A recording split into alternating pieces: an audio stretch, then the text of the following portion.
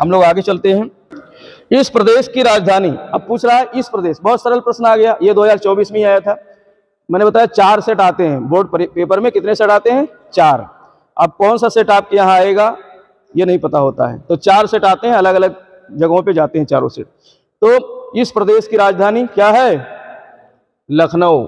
इस प्रदेश मतलब उत्तर प्रदेश, तो आपने लखनऊ भर दिया यहाँ पर और लिख दिया प्रश्न नंबर 1 और लिख दिया इसमें लखनऊ। अब इसमें जो है आपको लिखने का और दर्शाने का अलग अलग नंबर मिल गया। आधा नंबर यहाँ सही दर्शाने का मिल जाएगा और आधा नंबर सही नाम लिखने का। मानचित्र वाला काम कभी भी आपको कॉपी में नहीं करना है, ठीक है। बहुत बच्चे कॉपी में लिख के आते हैं और यहाँ भी करते हैं, तो एग्जामिनर का माथा ठनक जाता है। 2 जगह नंबर उसको देना पड़ेगा, पता चले आपने लिखा सही कहाँ है कॉपी में और दर्शाया सही कहाँ है मानचित्र में। काम बढ़ गया ना एग्जामिनर का। तो काम बढ़ाना नहीं, काम बढ़ाओगे सिर दर्द होगा, फिर वो एक जगह काटेगा, आधा नंबर देगा तुमको, वो निकालेगा नीला पेन और काट देगा, ठीक है। तो कोई चैलेंज भी नहीं कर सकता है कि बच्चे ने काटा या टीचर ने काटा है। इसलिए आपको एग्जामिनर को हर हाल में जो है उसका माथा ठंडा रखना है। और कभी भी मैंने बताया बोर्ड परीक्षा में प्रश्नों को कभी भी जो है हेरा फेरी नहीं करना है कि आपने 22 नंबर का प्रश्न पहले भी लिख दिया और फिर पीछे भी जाकर लिख दिया, क्योंकि वहां पर जो है जो प्रश्न अंदर होते हैं उन्हीं प्रश्नों को हमें केजिन करना रहता है, ऊपर भी होते हैं। तो अंदर जो तुमने प्रश्न लिखा है उसका नंबर अंदर भी दिया और तुरंत ही हम क्या करते हैं बाहर भी दे देते हैं। आपने हाई स्कूल का बोर्ड दिया होगा, उसमें आपने रोल नंबर और नाम भरा होगा, उसके बगल में आपने देखा होगा नंबर लिखे रहते हैं ना 1 2 3 4, वो प्रश्नों के नंबर होते हैं। तो अंदर नंबर देते हैं और वही नंबर हम तुरंत उस प्रश्न का बाहर भी दे देते हैं। अगर आपने डबल किया किसी क्वेश्चन को तो तुरंत पकड़ में आ जाता है, और अगर डबल किया किसी क्वेश्चन को तो माथा ठनक जाता है एग्जामिनर का, ठीक है। और कभी कभी तुम लोग क्या करते हो, आधा प्रश्न यहाँ लिखा फिर लिख दिया आगे है, तो भी माथा गर्म हो जाता है। जितना लिखा उतना ही लिख दो, उतने भी नंबर मिल जाएगा। आधा उधर लिखा नहीं तो उसको हम काटते ही हैं, काट कर उससे नंबर नहीं देना है, काट करके दिमाग खराब हो जाता है क्योंकि वहां जांचने में। तो इसलिए ऐसा कुछ भी गलती नहीं करना है।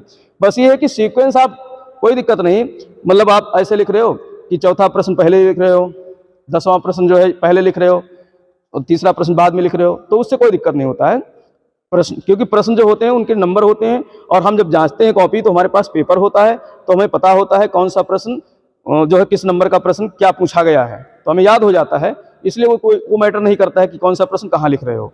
लेकिन नंबरिंग अच्छी तरीके से करनी है कि जो प्रश्न है, अब तुम लोग क्या करते हो, अति लघु उत्तरीय वाले हैं वहां से शुरू करते हो नंबर 1 नंबर 2, जबकि पेपर में लिखा हुआ 9वां नंबर है अति लघु उत्तरीय।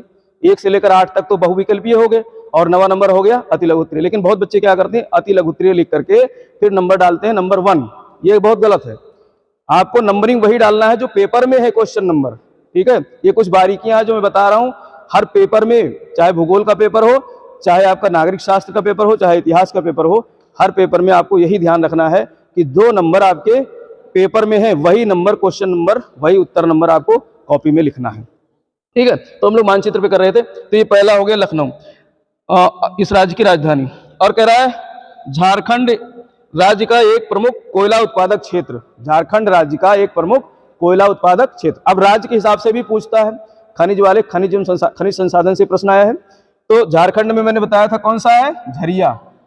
कौन सा क्षेत्र है, झरिया। झारखंड यहाँ पर है और ये रहा झरिया आपका, ठीक है।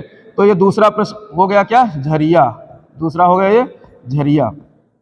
अब यहां से आपको एग्जामिनर देगा आधा नंबर सही दर्शाने का और आधा नंबर सही लिखने का। ये दिख नहीं रहा होगा, ये कलर चेंज करता हूं। आधा नंबर जो है सही दर्शाने का और आधा नंबर सही लिखने का। इस तरीके से पूरा 1 नंबर मिल जाएगा। और अगला प्रश्न है हमारा,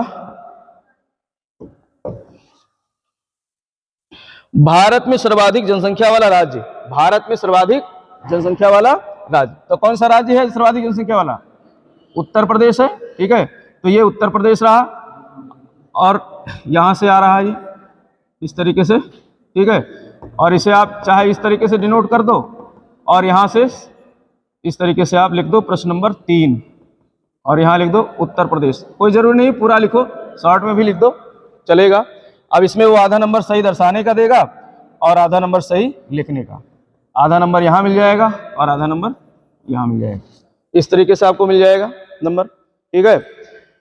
कभी कभी प्रश्न पूछ लेता है कि भारत की जनसंख्या में, भारत की कुल जनसंख्या में सर्वाधिक अंश योगदान करने वाला राज्य, तो यूपी। प्रश्न पूछने का उसका तरीका बदल गया।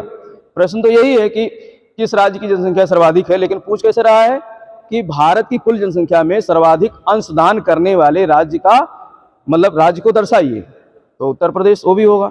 या दूसरे नंबर का पूछ सकता है, second largest populated state Maharashtra, third largest populated state तीसरा भी पूछ सकता है बिहार। तो कम से कम तीन चार तक आपको याद होना चाहिए। ठीक है। अगला प्रश्न है, भारत में न्यूनतम लिंगानुपात वाला राज्य। भारत में न्यूनतम लिंगानुपात वाला राज्य, जहां पर लिंगानुपात सबसे बेकार है, कौन सा राज्य है? कल बताया था मैंने, हरियाणा। कौन सा राज्य है? हरियाणा। हरियाणा यहां पर है। ठीक है, तो ये आपने दर्शा दिया और यहां पर लिख दिया प्रश्न नंबर 4 और नाम लिख दिया यहां पर हरियाणा। ठीक है, तो आधा नंबर सही दर्शाने का, आधा नंबर सही लिखने का, इस तरीके से नंबर आपको मिल जाएंगे। तो अगला प्रश्न है आपका,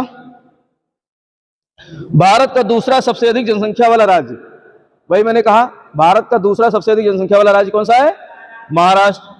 तो इस तरीके से आपने महाराष्ट्र बना दिया, थोड़ा ज्यादा लंबा खींच दिया, ये हो गया महाराष्ट्र। जरूरी नहीं कि आप राज्य को एकदम बिल्कुल उसी तरीके से बनाओ, आप इस तरीके से बना सकते हो। और पांचवा यहां लिख दिया और लिख दिया महाराष्ट्र, लिख दिया इसको महाराष्ट्र। तो इसमें भी आधा नंबर सही दर्शाने का, आधा नंबर सही लिखने का मिल जाएगा। तो इस तरीके से आपको मानचित्र ऐसे भरना है और मैंने बताया प्रैक्टिस करना है। आप मानचित्र खरीद लो, कम से कम 10-20 मानचित्र खरीद लो, उसे प्रैक्टिस करो, तभी 10 नंबर पक्के होंगे। लिखने में तो आपके नंबर इधर उधर हो सकते हैं, लेकिन मानचित्र वर्क एक मैथमेटिकल वर्क है, गणितीय कैलकुलेशन है, समझ लो। जिस तरीके से गणित में नंबर मिलते हैं, ऐसे मानचित्र वर्क में भी आपको नंबर मिलेंगे, इसलिए आपको प्रैक्टिस करना है खरीद करके। आइए गुप्ता जी, ये बोर्ड है हमारा, इस पे जो है ये तो अभी मानचित्र चल रहा है, इस पे ऐसे साफ कर देते हैं पूरा।